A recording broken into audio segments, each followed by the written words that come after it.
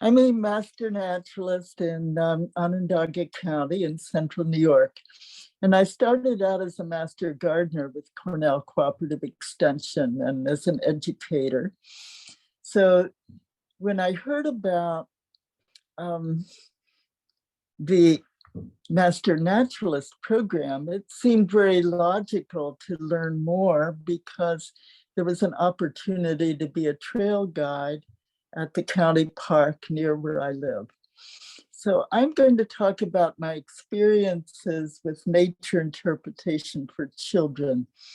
I'm not going to talk about scientific research or an academic talk, but just the privilege of watching children get off a school bus. They're out of the box for the day, or at least the morning, and you usually have a lot of energy and you see where it goes. I think nature and the wonder of nature is a privilege to share with others. So Beaver Lake Nature Center is a place of contrasting habitats. And where we take school groups, we start in a woodland and continue out into a wetland. And the Orange Trail and the boardwalk, the Broken Trail is where we take them. It's not a long walk.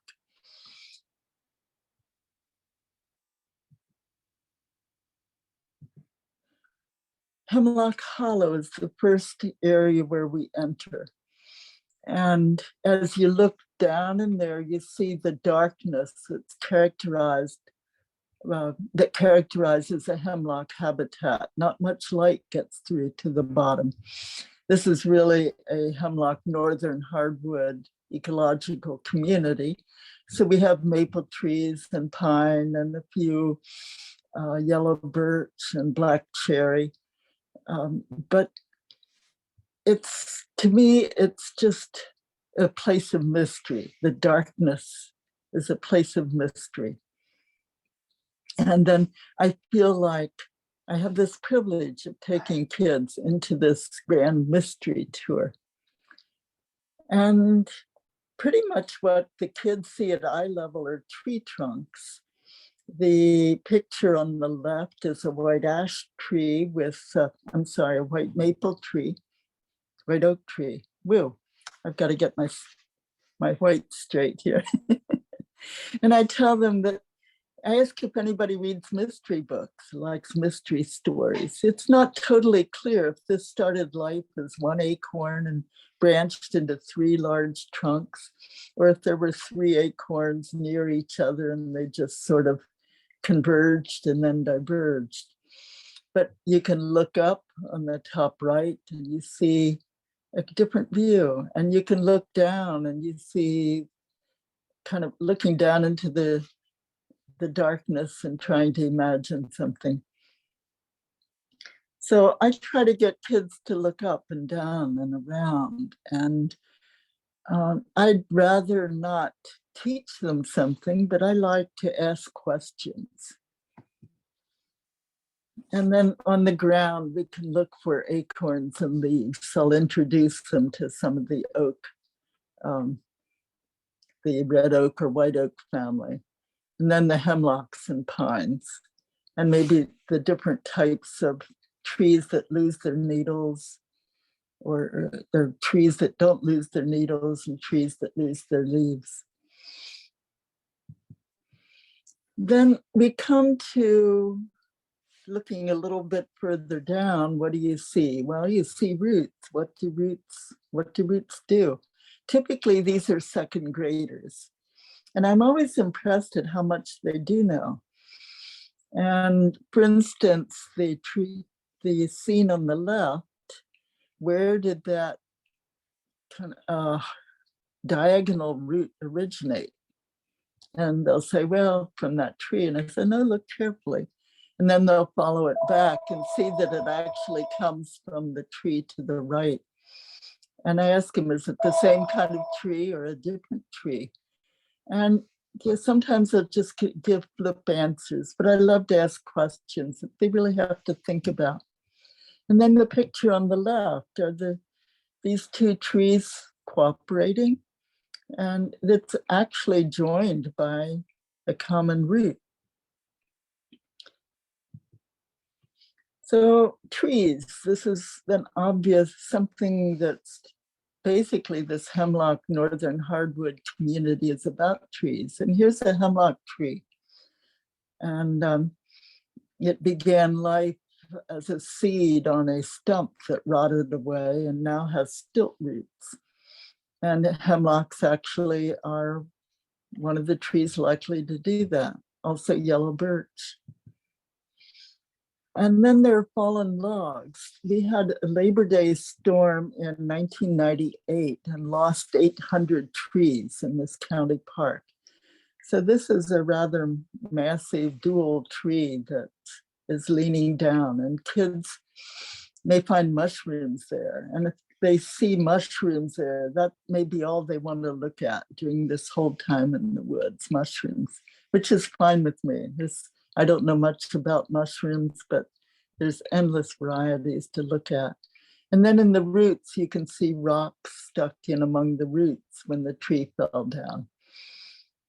And sometimes I ask them which way was the wind coming from that knocked down the tree, and sort through the answers until they agree. Now, the hemlock that has the stilt roots, some of the trail guides call this a giraffe tree because at the adult height on the left, you see what looks like a neck and you look down and there's a body and legs. But at a second grader's height, one person told me it was an octopus tree because at their height, they see like the body and the legs coming down. So if you're with second graders, they're a different height than you are. And it's just good to remember that and try to build on it and challenge it. Then after we go through the woods, we go out to the bog. Technically it's a fen, but for some reason it's called a bog here. And it's a distinct change in habitat. And we may stand at the entrance here and I ask them what they notice that's different from where we were. And then just challenge them to look around and be prepared to enter a different kind of environment. There, the trees are smaller. We have red maples. We have speckled alder, probably as well as some tamarack. And then these trees are still a little closer to eye level than the massive, massive hemlocks and oaks and pines. And that's nice too, because they get a chance to look closer up at what the twigs look like and what the leaves and seeds look like. Actually, the alder is a conifer. It has little cones on it, but it's not a needle-bearing tree. Then there are shrubs, other plants at eye level with the kids. If the shrubs are flowering or have berries, that's inherently more interesting to kids and adults too. And the swamp loosestrife has clusters of flowers where each pair of leaves grow out. The leatherleaf, oftentimes it's just leaves, but sometimes they can find flowers or berries. Then there are ferns out in the bog. And again, it depends on whether it's spring or summer or fall. We have school groups coming in spring and fall, and sometimes we have summer recreation programs. Kids really they don't come excited about plants. Now, I'm a plant person, so my mission is getting people excited about plants. They want to see beavers. It's called Beaver Lake. But I tell them beavers are most active at the beginning and the end of the day. And it's usually around 10 in the morning and they just aren't around. But fungi are there. And fungi are endlessly varied and interesting, and sometimes they grow, sometimes the tree has fallen down and the fungi grow in the horizontal rows. Sometimes you can see where the fungi had started growing when the tree was upright and then it fell down. You can see different patterns of growth and different colors, and they're squishy, and sometimes they're slugs, and that can be fascinating. Sometimes that's all the kids want to see, just fungi anywhere we go. Then there's the sphagnum moss, which when it decomposes creates a bog, or fen in this case. And one of our tour guides is a kind of a funny guy, and he'll reach down and pick up a handful of sphagnum moss and squeeze it. Or he'll pick it up and say that the Native Americans used to use it as diapers. And they'll squeeze a handful and water runs out. And he says, oh, this has been used. And he gets laughs out of kids. But again, it's very tiny, and the small kids are more than happy to stoop down and look at it. It's hard to get adults to stoop down and look carefully at sphagnum moss. But layer upon layer. And before we enter the boardwalk, there's actually an area of the trail that we'd have kids line up facing each other, and one side will jump 3 times and the other side can feel the ground shaking underneath them, and then take turns. So it's really may look like solid ground, but it isn't. And we tell them to stay on the trail, because if they step off into the sphagnum moss and the water, they may go down too deep for us to reach them. It's thought to be sometimes 14 feet deep. Yeah. Then this always gets attention, the insect-eating plants. Plants have heard about insect eaters like Venus flytraps, but they're native to North Carolina. We don't have them outdoors here. But we do have these wonderful pitcher plants. The sundews are kind of too tiny to look at closely, but they love to look at the pitcher plants. And sometimes we see things floating around in them. And you can talk about how these red lines are kind of like landing lights at an airport to attract the insects to them and guide them down, and the little sticky hairs and the sweet liquid, and they can't get back up. And the plant digests them. And the kids think this is just beyond cool. And then they'll go all along and look for more pitcher plants, and there are clusters of them. Even in the winter, when there's snow and nothing else is green, you have pitcher plants that are green and red. The older ones have more red on them. Then we have a lookout platform where we can see snapping turtles. Sometimes you see frogs. One of the trail guides is really good at finding salamanders under old logs. And I go to the same logs and there's never a salamander when I'm looking for them. He's real good at it. Also, it seems like the snapping turtle is really interested in people, and it'll swim right up to the low observation platform and raise its head and look straight at the people there. And then it'll duck down and turn around, and then turn around and come back again, raise its head, look at the same people. So people look at turtles, turtles look at people. It can be endlessly fun. I saw something I will never forget, a game I call Turtle Tag. A small snapping turtle was swimming over the side of a big one and would nip at the side of the turtle. The big turtle would slowly turn around and look for the little turtle. In the meantime, the little turtle could skedaddle around and then pop up, and the big snapping turtle would turn and try to chase it. And this went on and on again. There was nobody else there that day. I kept hoping somebody to come just to enjoy that game. Fish, we also have bluegills, smallmouth bass, bullheads. Kids that come from rural schools could identify the fish. And again, some of these fish look up at the platform. I've been told that in the past, people would bring bits of ground beef and toss them in the water, and the fish may have been trained to expect something, but it's a nature center, and we think that the water life should be able to survive on its own without depending on handouts from people. Sometimes the water is clear enough to see, sometimes, especially in the fall, when you have the decomposing leaves and the tannic acid, you can't see very much.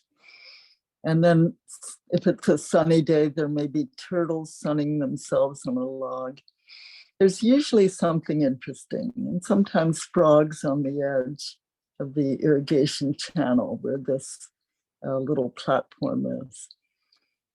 It's a challenge here when you have up to 80 kids coming on an outing, and we hope to have 8 tour guides so that you have 10 kids each and 1 or 2, hopefully a teacher and a parent along with you to help shepherd these people. And then you have to choreograph. So the group in front of you, the group behind you, kind of pass each other on the narrow boardwalk and sort of apportion out where you go. And if you have high energy kids, a high energy group, you may want to take them further out and work their way back. And kids that are more slow moving, get them in the pace. So it's interesting. There's pacing all around, the pacing of the fish, the sea life, the pacing of the groups, the if you can engage the kids' interest, that they'll really stoop down and look carefully at something instead of just wanting to dash on to the next thing. But that's a lot of what nature is about too, pacing, right? So in the middle of this fen, there's a pond, which each year is getting smaller and smaller. So we have cattails here. Thankfully, the Phragmites have not taken over this area. So we can talk about cattails. And Robin Kimmerer's book has a whole chapter on the amazing things that cattails can provide to people for eating and also for sheltering for birds and nests and ways to use it. The last group I took out to the bog, there were clumps of fluffy, cottony stuff all along the trail, and the kids wanted to know, what's that? So I said, well, let's follow it and see where it goes. And sure enough, the cattails were starting to disperse their cottony contents. And but this was great. They announced their presence long before we found them, and the kids thought that was cool. You can see the tamarack trees in the background. This is kind of late in the fall, so we don't have a lot of greenery, but it's fun because you can see deeper into the environment than when everything is full out in greenery. I keep hoping that we can sometime try in the spring to harvest pollen from the cattails and make bread out of it, but I have too many ideas. I have more ideas than the Nature Center is willing to accommodate at times. But we should be able to taste this magic, that flavor that Robin Kimmerer talks about, that cattail pollen adds to bread. And Beaver Lake, this is a lookout tower higher up where you can look out over the lake. There's also a scope that kids can take turns looking at. And sometimes we've seen a bald eagle perched on one of the trees fishing. Sometimes we see a variety of water birds, water lilies and plants. The breeze may be blowing strong and kind of invigorating. We're surrounded by red maples that are kind of taking over and creating their own environment. I tell them that red maples are the most common tree east of the Mississippi River because they can grow when they're either wet feet or dry feet. Most trees prefer one or the other, but the red maple is so successful because it doesn't care. It'll put down roots wherever you put it. And this is one of the trail guides talked about a school group he had, and a girl turned to him and said, "You can see the whole world from here." And in the way you can. And that was his first time guiding a school group. And he said he was hooked, that experience. And sometimes you can see turtles sunning themselves down below. And one trail guide was telling a group of second graders that these were painted turtles on the log. And one student looked and looked and looked. And then she turned up to him and said, "Those aren't painted turtles, those are real turtles." And from that story, I came to think that just rattling off names of things you see and then going on to the next thing, it's not all that meaningful to kids. Even grown-ups, sometimes you get an overdose of information. But that girl looked at it enough to see it move and realize it was a real turtle. And names can be confusing and can be misunderstood.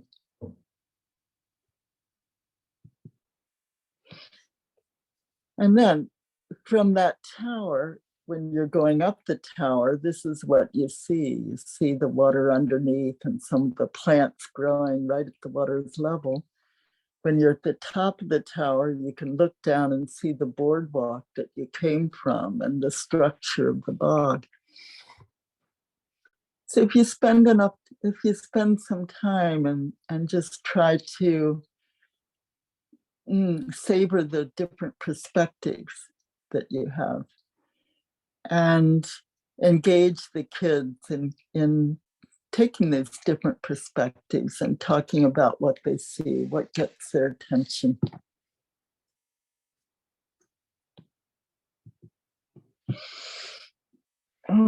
This was one really special day for me when a barred owl was perched on the branch of a tree looking over the irrigation channel at the lake, near where that platform is, where the fish are visible. And sometimes I tell kids about seeing the owl up there and ask them what it looked like from the owl's perspective, or what was the owl looking for, and to get them to try to put themselves in that position and think from the hunter's perspective. What was the owl looking for? And the patience of the owl of finding what it wanted. Its mate was in an adjacent tree, so there was actually a pair of barred owls that day. And I wasn't leading a tour group that day, and I didn't have anything to do in a hurry. I could just stay there and watch and watch and watch. That's one of the wonderful things about being retired and having a favorite place to go, a special place to go.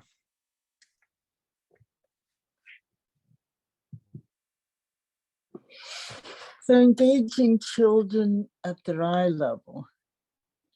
Now, especially guys, but girls too, the stinkier and slimier, the better. They love stinky, slimy stuff. And one of the advantages of carrying a walking stick of some sort is that you can reach down and pull stinky, slimy stuff out of the water for them to look at if there's nothing on the boardwalk itself.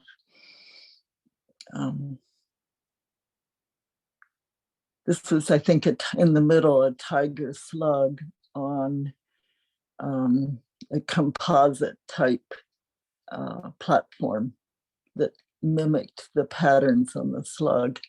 And only when it was moving did you see it. So this is another advantage of trying to get kids to stay still for a little bit and see what they can find. One kid was really good at spotting snakes in the undergrowth in the bog. And you always hope that the teacher or parent chaperone isn't scared of snakes, because they could transmit that fear to kids, but we haven't encountered any dangerous snakes. But one kid spotted 2 of them. And at the end of the time out on our field trip, I asked the kids what they would remember about the time. And this kid said, "Oh, the snakes." And I said, "You mean not the snapping turtle, not the whatever?" "Oh, no, I love the snakes." And this is a kid with that gift of spotting patterns that aren't in the snake that isn't moving, to distinguish a snake from the undergrowth that it's hiding in is a real challenge. And this kid had that amazing gift of doing it. So I try to encourage that, well, and hey, this is really special. I hope you can develop that more. So if a log is falling apart, what's the feel of underneath of the bark and the rotting wood, it's endlessly fascinating. And then using a penknife to cut open a pitcher plant and see some segmented worms in it, that's kind of cool. You don't always have it. Or to see the bugs caught in the sundews with a little magnifying lens. That's a challenge, because unless you have enough to go around, it's kind of hard to make sure each kid gets a chance to see it.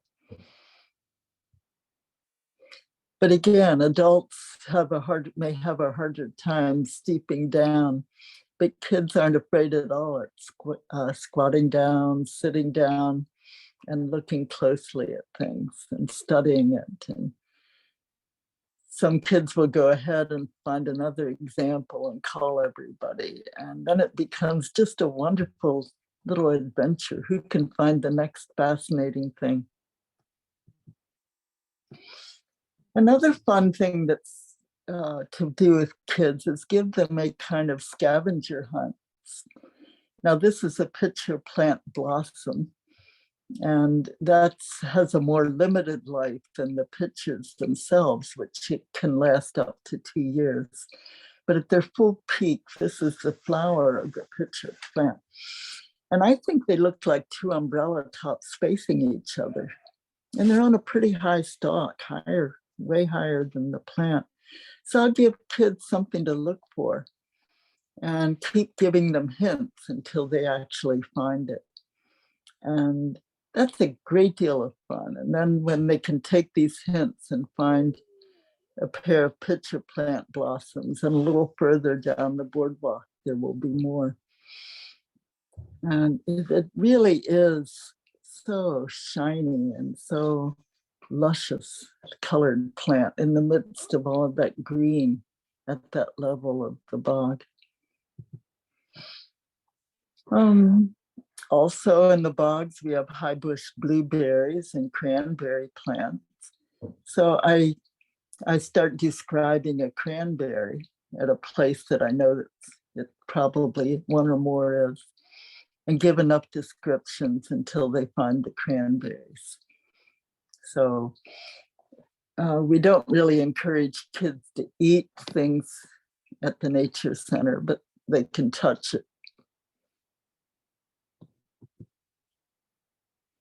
I don't have a photo here, but an arrow arum is a great deal of fun, especially in late September when the berries are black and slimy. And if you describe that arrow arum until the kids start finding it, then they can find it all along. And kids want to see animals, and I don't have the animals' Twitter account to follow them around.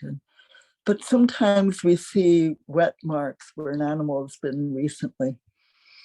So I'm not an expert at identifying animals by tracks, but I can ask questions like, which direction was the animal going? Or is it an animal with a tail dragging?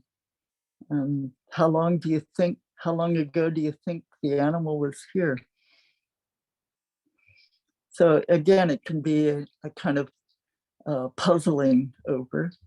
And if kids are really interested in something, I don't have to answer all the questions, but they can research on the internet on their own, or their teachers. Sometimes they have a really sharp teacher who builds on what they've been studying in class and will go back and follow up on some of the things that they were noticing.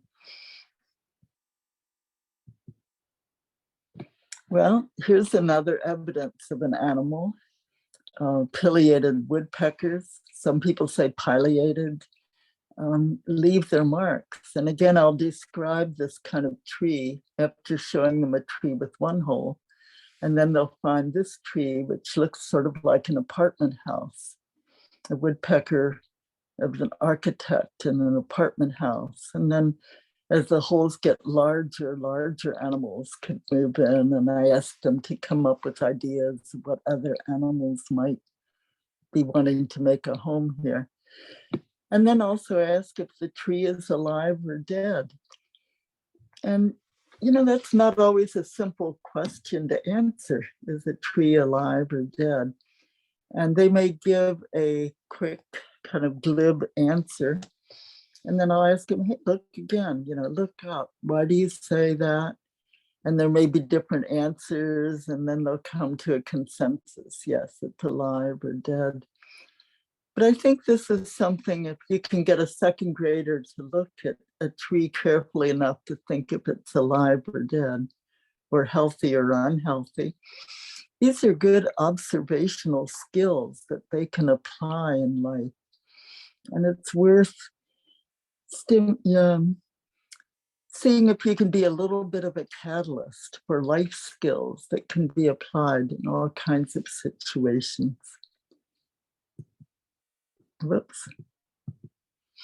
Then the name of the lake is Beaver Lake. Well, it used to be Mud Pond, but that doesn't sound very exciting for a county park. So they called it Beaver Lake when it became a lake.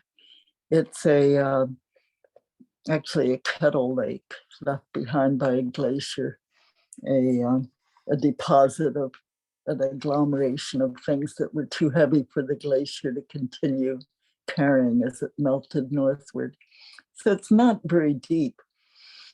And there is a beaver dam, not within sight, but I'll describe this kind of stump and let kids find it for me. And then they get all excited. And these are not recent cuts. Sometimes we have more recent beaver activity, and then we can compare the age. Well, how long ago did they cut the tree down, or which was cut down first? And I'll ask them too, was something, there are different ways a tree can be cut down, right? A chainsaw, a wind throw, or beaver marks, and how do you tell the difference? And let them come up with answers. When we come to one of the really big logs, I'll sometimes say to the students, if wind blew down a tree at your house or at your school, they would cut it down and they would cut it into sections and hollow it off, right? And the teachers nod yes, and the kids nod yes. But I say, this is a nature center. And when a tree comes down here, we don't haul it off unless it's blocking a trail, and we'll cut out the section that blocks the trail. But why don't we haul off a tree that falls down? And I get some really good answers from second graders. They're learning. They've learned a lot. It gives me hope that the younger generation can give some thought to the environment and the ecosystem that we have. So going back to the initial photo at the opening of this presentation, when we get back from the open space of the bog and head back to the hemlock, northern hardwood ecological community, and we can look there and I can ask them, well, what's missing from this picture? Because oftentimes when you're out in nature, you get so caught up with what you see or what's there that you may not just pause for a while and say, what's not here? And so, one answer is the light is missing. Usually there would be light. So again, it's a chance to talk about the height of the trees, the lack of growth in the understory. There is not a lot of growth here. And of course, that's partly due to the significant deer population that we have in the area. And I've heard trail guides tell me that some years back, a doe gave birth to a fawn right by the side of the trail in sight of 2 school groups. And they're probably still talking about that. So you never know from one day to the next what you see. And sometimes it's magical. But we do have more senses than just seeing. What do you hear? And I don't know if Steve Kinney is here tonight. He talks about birding by ear. Sometimes we hear birds and some of the students can recognize them. What do you smell? If you pick up a cluster of pine needles and smell it, that wonderful fresh smell of the pine. The bog, maybe not quite so much. What do you taste? Well, we don't do too much of this. In front of the nature center, there's a sensory garden with the sections for touching, herbs for touching and smelling and tasting, and beautiful sight. And so we can refer people there. But there is more than seeing. But finally, what do you feel? And this is my final image. These are my photos.